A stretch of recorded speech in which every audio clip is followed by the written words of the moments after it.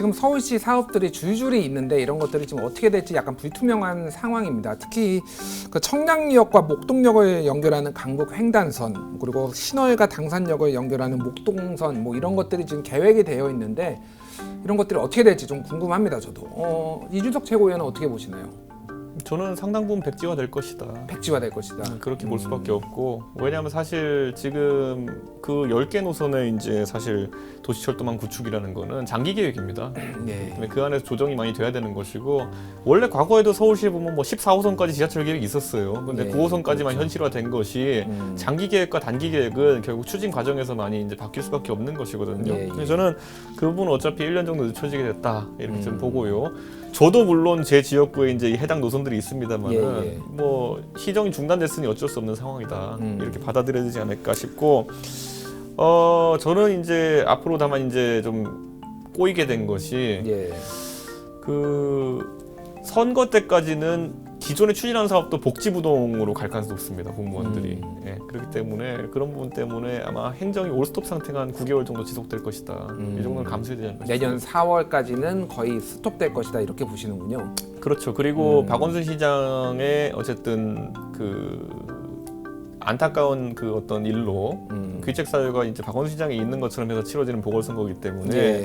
박원순 시장과의 최대한의 어쨌든 거리를 두려고 하는 후보들이 많을 겁니다. 선거에서. 그러다 보면은 박 시장이 아마 생전에 생각하셨던 방향성과는 상당히 다른 것들이 공약으로 나올 가능성이 있습니다. 그렇군요. 신유진 변호사님은 어떻게 보시나요? 일단 서울시장석이 뭐 지금 권한대행이 지금 권한대행에서 서울시장 역할 대행을 하고 있는데 지금 예. 대행하고 있는데 그로 인해서 서울시정이 올스톱 9개월 동안 올스톱 될 것이다라는 거는 너무 이제 좀 과하다. 예, 과한 부분의 표현이 아니었나. 왜냐하면 지금 사실 우리가 가장 큰 거리 상태를 경험했던 것이 박근혜 전 대통령 아니겠습니까? 예, 예.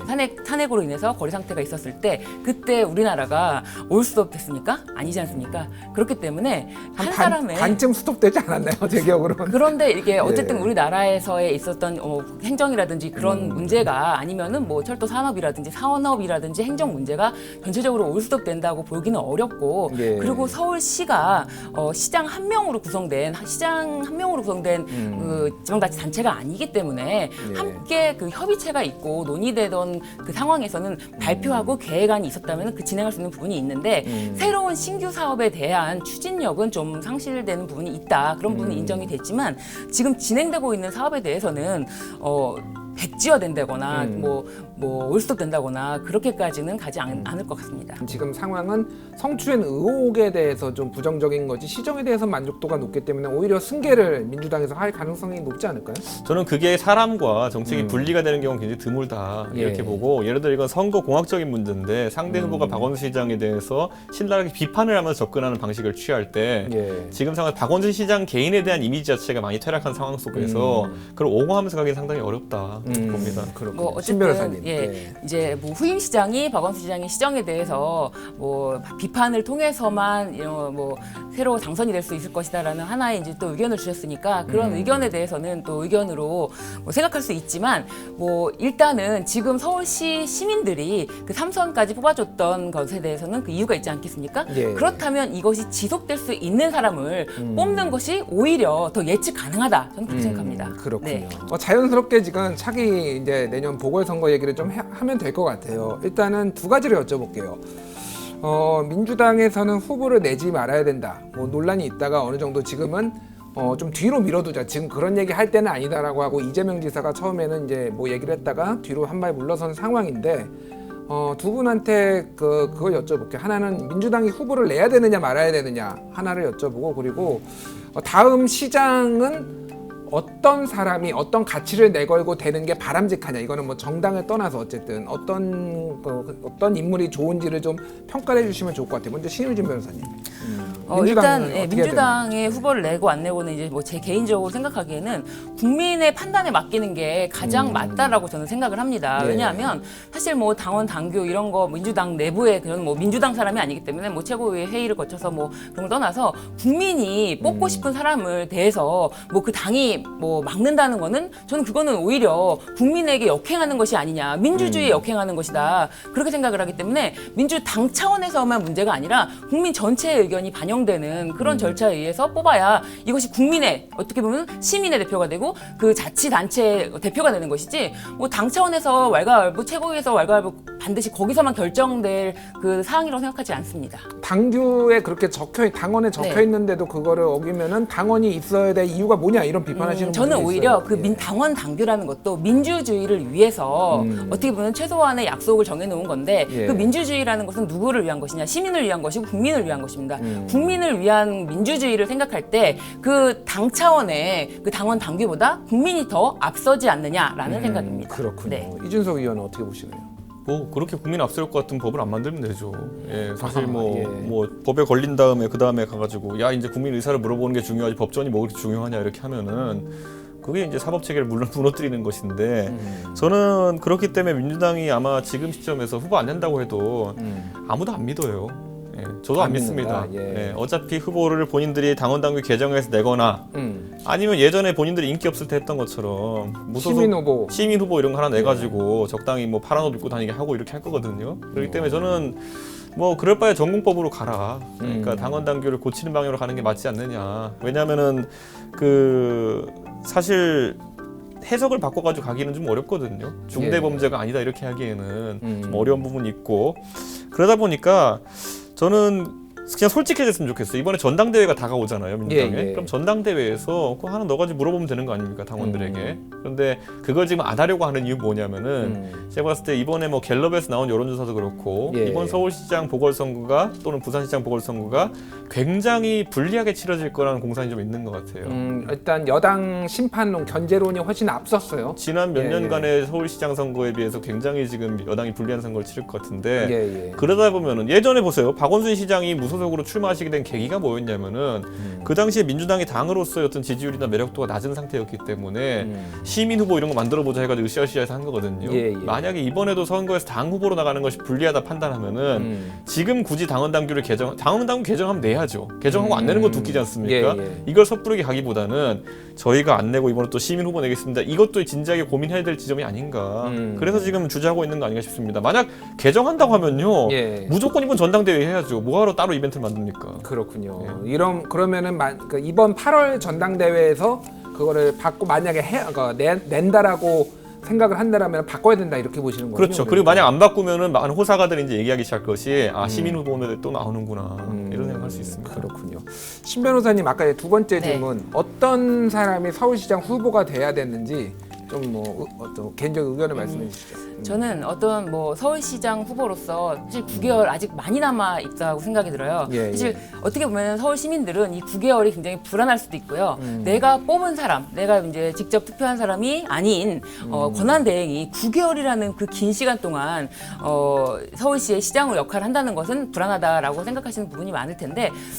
사실 지금으로서 뭐 누가 서울시장 후보가 된다라는 것에 대해서 굉장히 뭐 여러 가지 얘기도 있고 하지만 무엇보다 그 서울시의 지난 서울시의 정책들을 꼼꼼히 살펴보고 앞으로 서울시를 어떻게 이끌어 나갈지 이것이 단지 서울시장에서 뭐 대권 후보라는 어떤 그런 거 연결 없이 오로지 서울시만을 바라보는 사람을 서울시장으로 보는 것이 좋지 않을까라고 생각합니다. 서울시 행정 네. 어떤 대권이나 더 꿈을 꾸는 사람보다 죄송합니다. 네. 발음이 안 되네요. 서울시 행정에 집중하고 뭐 이렇게 중점적으로 할 수 있는 사람을 뽑아야 된다 이렇게 네, 네. 말씀하시는군요. 이준석 최고위원은 어떤 서울시장이 좀 필요하다고 보십니까?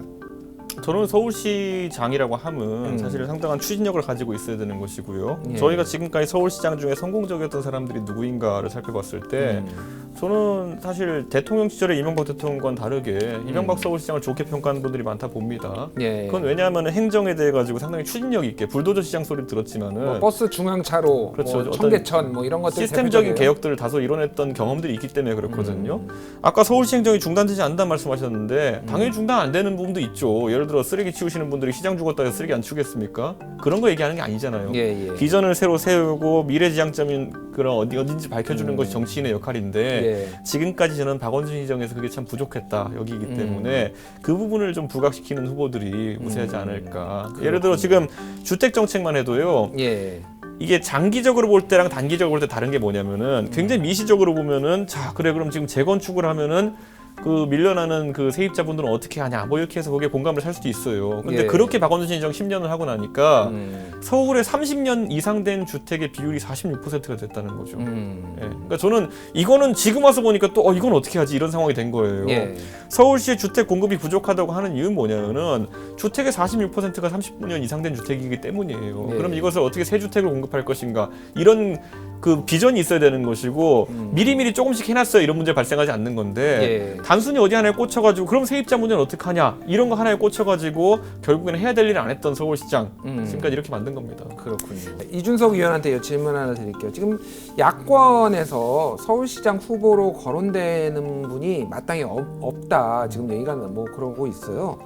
뭐 누가 이거는 뭐 아직 너무 기간이 많이 남았으니까 근데 뭐 미스트롯 얘기도 나오고 있고 이를테면 국민 경선 방식으로 네. 어떻게 보시나요? 좀 야권에서는 지금. 저는 김종인 비대위원장께서 하신 말씀에 답이 좀 있다 보는 것이 예. 서울시장 선거라는 거는 결국에는 대권이나 크게 다르지 않은 아주 큰 단위의 유권자를 상대하는 선거이기 때문에 예. 갑자기 인물이 등장하기는 어렵다. 음. 인지도를 높이기 어렵다 갑자기. 예. 그렇다면은 결국에는 기존에 저희가 이름을 알던 인사 중에서 결국 후보가 나온다는 얘기고 예.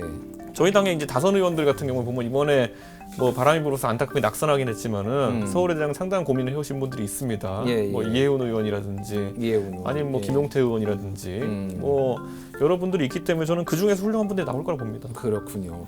사실 뭐 여권 인사는 네. 아니지만 네. 뭐 어쨌든 어떻게 보세요? 서울시장 사실 저는 뉴스에서 그 예. 나경원 전 의원도 이제 거론되는 걸 봤는데 뭐 지금 말씀하시는 분들도 있고 근데 다른 무엇보다도 이제 뭐 불미스러운 일로 민주당이 이제 서울시장이 지금 거리가 된 상태이긴 하지만 예. 제가 본 국민들의 많은 분들이 야권에 찍을 사람이 없다 이런 얘기가 많이 있어요. 그래서 지금까지 두각을 나타냈으면은 차라리 어떻게 보면은 국회의원 선거에 당선됐을 것이고 국회의원 하다가 서울시장으로 나올 수 있는 사람도 없지 않느냐 이런 예. 시각이 좀 지배적이지 않나 생각합니다. 여권에서는 지금 여성으로 이번에 후보를 네. 내야 되는 거 아니냐 이런 얘기들도 나오고 있는데 신 변호사님은 어떻게 보세요? 저는 개인적으로 제가 여성이다 보니까 예. 어떤 문제가 발생했다. 그래서 발생한다 안 한다를 떠나서 여성으로서의 그런 입장이 좀 저는 좀 많이 불편함이 있더라고요. 예. 예를 들면은 이제 뭐 패널들 중에서 이제 여성 패널도 있으면 좋겠다라는 취지로 뭐 여성으로서 이렇게 되는 그런 성비를 맞추는 예. 것에 대한 불편함이 예, 있으시군요. 그런 불편함이 예. 있더라고요. 예, 그러다 예. 보니까 지금 이 상황에서 굳이 여성 시장이라는 그런 프레임이라는 건 저는 좀 좋지 않다고 생각합니다. 그렇군요. 네. 왜냐하면 예전에 여성 대통령 엄청나게 공격했던 이력이 있기 때문에 그렇게 지금 하는 것도 좀 우습고요. 저는 다만 이제 예. 그 이번에 박원순 시장 여전히 불미스러운 건 때문에 예. 결국에는 그 부분에 대한 입장을 밝히는 것들도 굉장히 중요할 것이다. 예. 그래서 이렇게 보고 왜냐하면 권력형 이거는 뭐 사실 사건이거든요. 예, 예. 그리고 아까 저희가 언급했던 건 구조적인 문제도 있는 것처럼 보인다. 정무직들이 딱 서울시장을 에워싸고 예. 이 안에서 많은 예를 들어 문고리 권력 같이 행사하는 것들 이런 것들에 대해서는 어떻게 개선시킬까에 대한 공약은 다들 고민해야 되는 그런 선거가 아닌가 싶습니다. 그렇군요. 마지막으로 서울시의 그동안 9년에 대해서 좀 종합적으로 평가를 해봐야 될 것 같은데요. 박원순의 9년 서울시를 어떻게 변화시켰다고 보시는지 먼저 이준석 의원 어떻게 보십니까? 저는 지금까지 겪어보지 않았던 유형의 시장이었다. 결국 시민단체 출신 아니겠습니까? 예. 그러다 보니까 초기에는 신선했을지 모르겠으나 지금까지 결국에는 시장으로서 해야 됐던 어떤 기대됐던 것들은 많이 하지 못했다.